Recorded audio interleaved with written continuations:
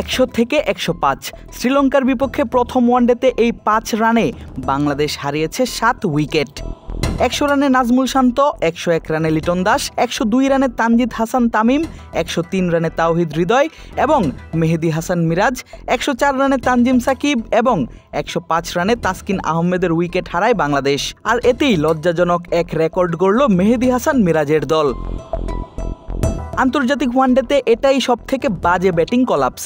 এর আগে সবথেকে বাজে রেকর্ড ছিল নেপালের বিপক্ষে আমেরিকার, যদিও তারা 23 রানে 1 উইকেট হারানোর পর 31 রানে হারায় 8ম উইকেট। এর মাঝে তারা সংগ্রহ করেছিল 8 রান। বাংলাদেশ তাদের থেকেও 3 রান কম করে হারায় এই 7 উইকেট। এমন ব্যাটিং ধসের ব্যাখ্যা দিতে গিয়ে তাসকিন আহমেদ প্রেস কনফারেন্সে এসেই বললেন, ড্রেসিং রুমে কফি খেতে গিয়ে দেখেন 5 উইকেট নেই দলের। বললেন, যেভাবে তারা আউট হয়েছেন ততটা বাজে দল তারা নয়।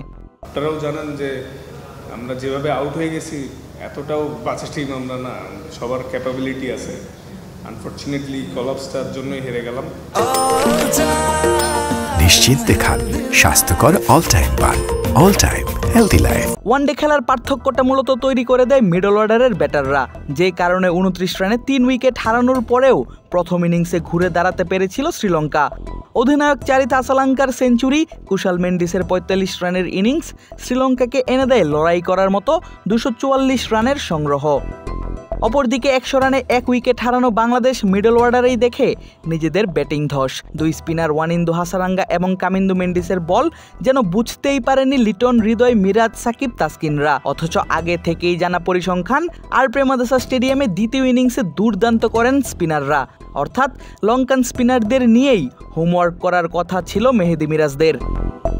অবশ্য ম্যাচ পরবর্তী সংবাদ সম্মেলনে তাসকিন বললেন, এমন সমস্যা কাটিয়ে ওঠার জন্য আপ্রাণ চেষ্টা করে যাচ্ছেন তারা, চেয়েছেন সমর্থকদের দোয়া। আমি শিওর যে সমর্থক যারাই আছেন তারা সবসময় চায় আমরা ভালো করি, আমরাও চাই ভালোই করতে। আমি শিওর যে প্রত্যেকটা প্লেয়ার যখন এরকম রেজাল্টের পরে রুমে যাবে কেউই স্বস্তির ঘুমাইতে পারবে না, খারাপ লাগবে।